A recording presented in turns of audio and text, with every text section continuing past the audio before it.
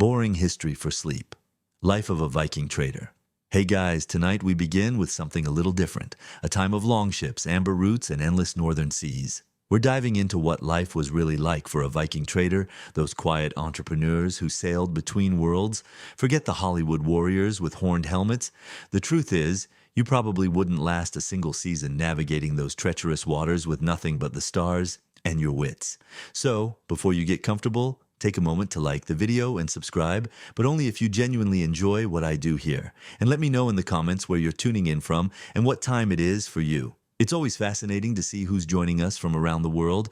Now, dim the lights, maybe turn on a fan for that soft background hum, and let's ease into tonight's journey together. Congratulations, you've just woken up in the year 920. The good news, you're alive. The bad news, so are the sea lice. Your sleeping space is a narrow section of a long ship's hull, barely wide enough for your shoulders, cushioned only by a rolled wool cloak that smells like wet sheep and yesterday's fish. There's no cabin, no privacy, and definitely no room service. Just 30 other traders snoring, coughing, and occasionally retching over the side into the North Sea. You blink awake as the ship creaks and rolls with the morning swells. It's the medieval version of an alarm clock, only wetter and somehow even less merciful. Your home for the next 3 months is this narrow vessel, 60 feet of oak and iron, loaded with amber, furs, and whatever exotic goods you managed to acquire in the last port. The smell is a fragrant symphony of salt spray, unwashed bodies, wet wool, and the mysterious aroma of fermented fish sauce that someone insists is a delicacy. You try to stretch but immediately regret it because the deck is slippery and your joints ache from sleeping on wooden planks. You're 25 years old, which in Viking terms makes you practically middle-aged for this profession. Your back cracks like the ship's timbers, and your knees sound like grinding millstones. Getting to your feet is a gamble. The deck is either wet from last night's spray, which never really stops, or slick from something the cook spilled. Either way, your bare feet are now part of the maritime ecosystem. Oh, and personal space. What's that? Your entire crew and maybe a few paying passengers are crammed into this floating wooden box. There's no first class, no private quarters, no me time, just communal everything. Welcome to morning on a Viking trading vessel, where you're never truly alone because 30 other merchants, their cargo, and the occasional rat are always with you. And this is just how your voyage starts. It only gets more interesting from here. So you've managed to crawl out of your damp wool cocoon. Congratulations. Now nature calls, and it's not calling politely. It's demanding immediate attention while the ship pitches and rolls like an angry whale. Here's the part where you start missing any form of land-based bathroom facility. There's no toilet, no privacy, no toilet paper, and certainly no stability. In the 10th century, relieving yourself on a longship is an adventure, a test of balance,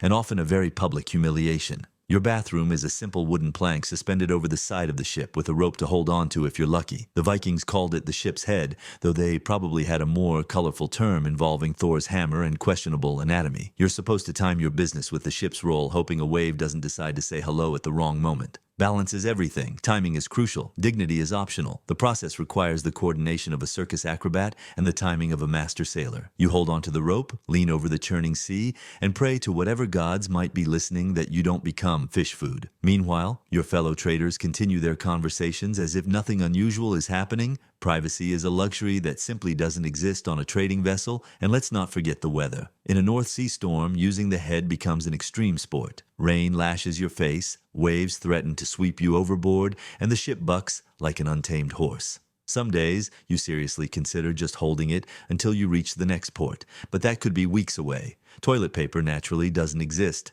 Most traders use whatever's handy, scraps of wool, bits of rope, or, if they're feeling especially luxurious, a handful of moss they picked up at the last landing. Sometimes nothing at all, which might explain why handshakes weren't popular until much later in maritime history. So whether you're a seasoned merchant or a first-time trader, Viking toilet facilities are a humbling experience. It's cold, it's public, it's dangerous, and it's never not terrifying. One wrong move and you're swimming with the cod, and you still haven't had breakfast, but we'll get to that maritime feast next. You survived the morning routine. You deserve a reward, right? Maybe a nice breakfast, something warm, filling, satisfying. Sorry, this is a 10th century trading vessel. Nothing is satisfying here. Breakfast, if you can call it that, is a grim affair served from a communal pot that's been simmering since the last port. There are no eggs Benedict, no coffee brewing, and certainly no fresh fruit. You squat on the deck near the cook fire, balancing a wooden bowl of something that looks like it was scraped from the bottom of a harbor. Welcome to your daily ration of ship's gruel. Ship's gruel is a thick, lumpy mixture made of whatever won't spoil. Barley, dried peas, maybe some questionable meat if you're lucky. It's been cooking in the same iron cauldron for days, sometimes weeks, and new ingredients are just dumped on top of the old ones.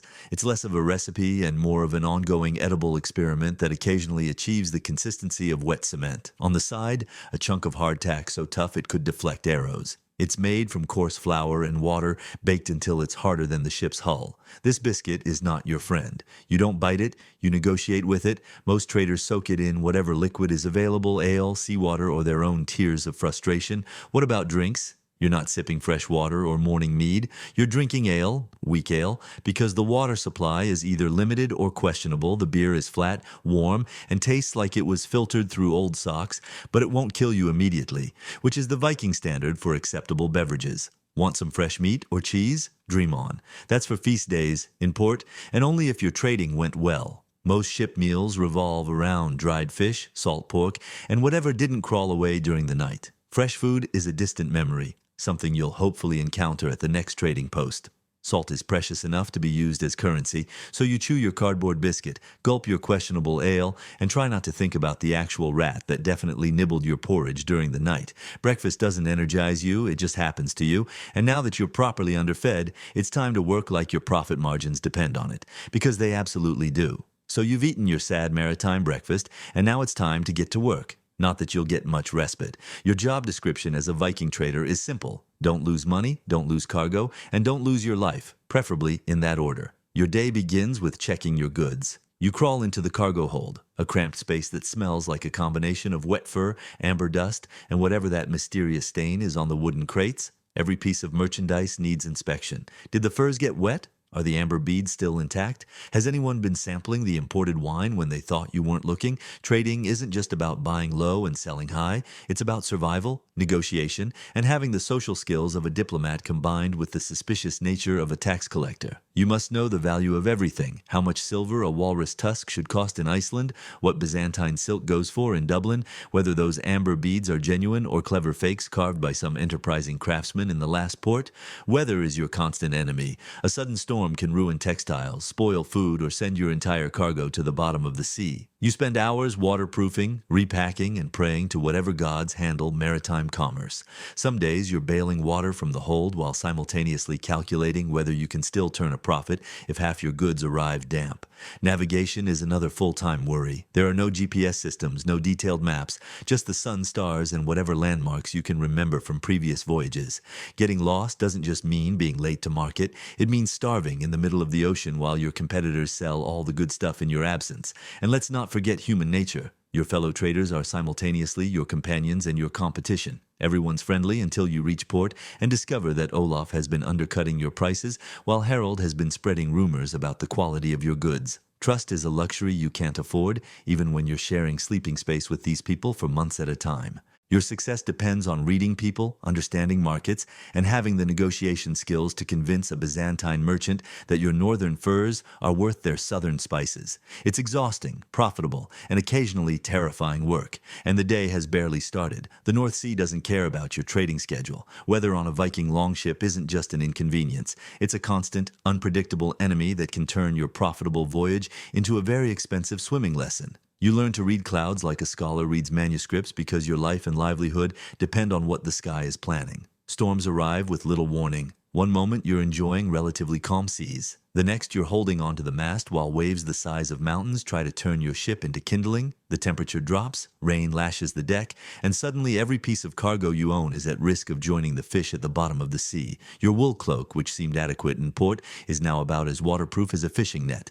Rain finds every gap, every seam, every opening in your clothing. Within minutes, you're soaked to the bone, shivering and discovering that hypothermia doesn't care how profitable your amber trade might be. The ship becomes a bucking, twisting creature with its own malevolent personality. Cooking becomes impossible, sleeping becomes a joke, and even the simplest tasks, like checking your cargo, turn into life-threatening adventures. You crawl around the deck on hands and knees, trying not to be swept overboard while securing ropes and covering goods. But storms aren't the only weather challenge.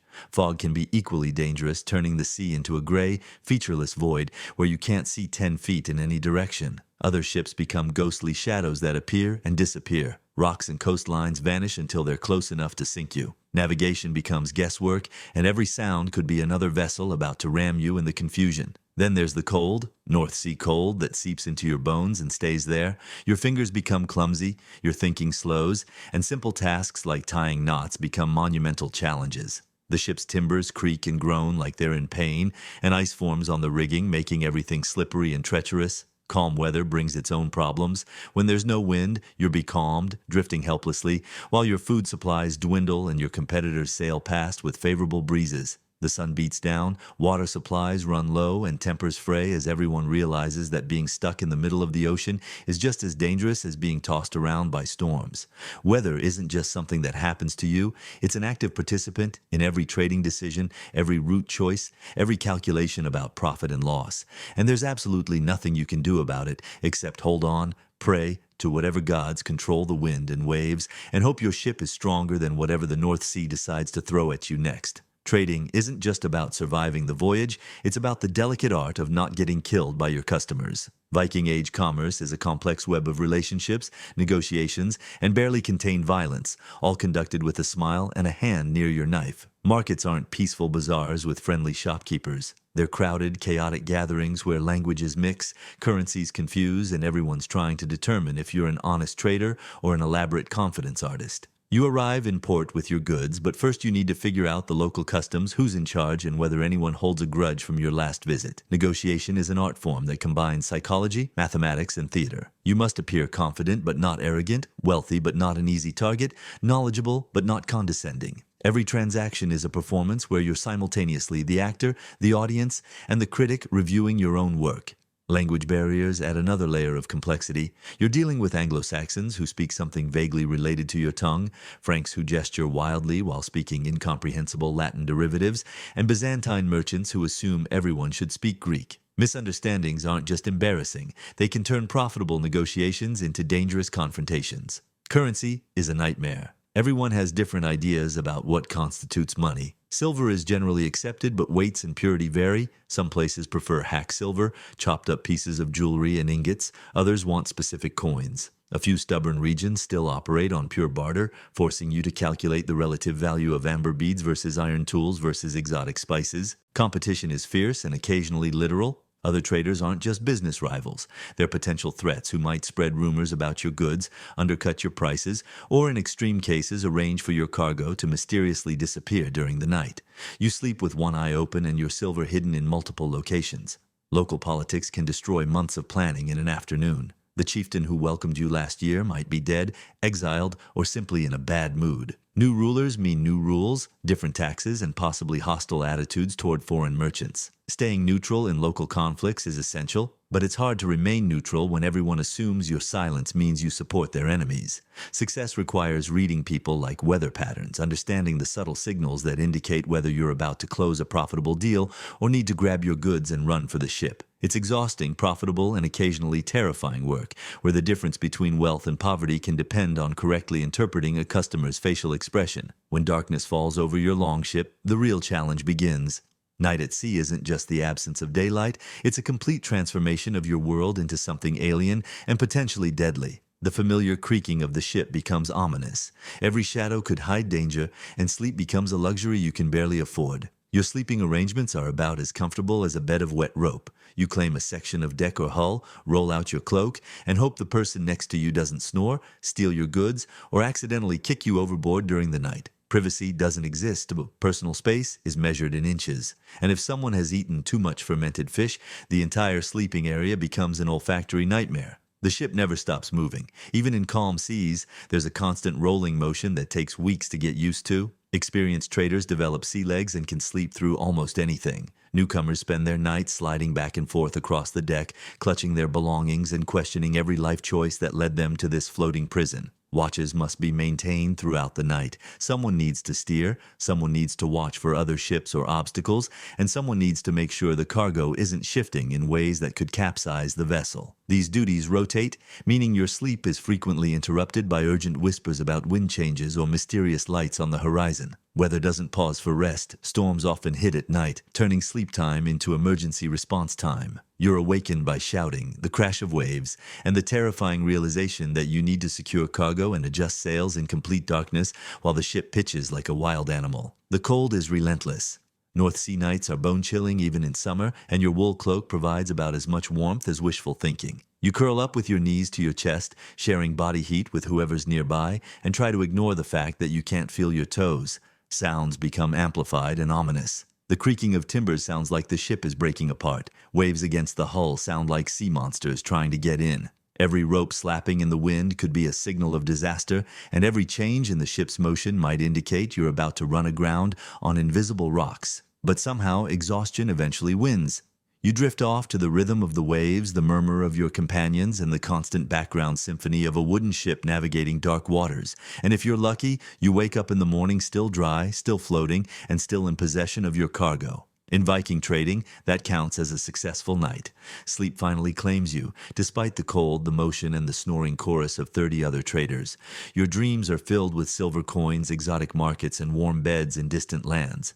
But morning always comes too soon, bringing new challenges, new ports, and new opportunities to either make your fortune or lose everything you own. The life of a Viking trader was never easy, but it was never boring. Every day brought new risks, new negotiations, and new chances to see the world beyond your homeland. You traveled routes that connected cultures, carried goods that changed lives, and helped weave the complex web of medieval commerce that linked the frozen north to the sun-warmed south. These maritime merchants were the unsung heroes of their age, brave enough to risk everything on uncertain seas, skilled enough to navigate by stars and instinct, and clever enough to turn danger into profit. They brought amber from the Baltic, silver from the east, and stories from the edge of the known world. Tonight, as you drift off to sleep in your warm, dry bed, remember those hardy souls who spent months at sea, sleeping on hard planks and eating questionable porridge, all in pursuit of adventure and profit. Their legacy lives on in every merchant, every traveler, and everyone brave enough to venture into the unknown in search of something better. Rest well and dream of fair winds and profitable voyages.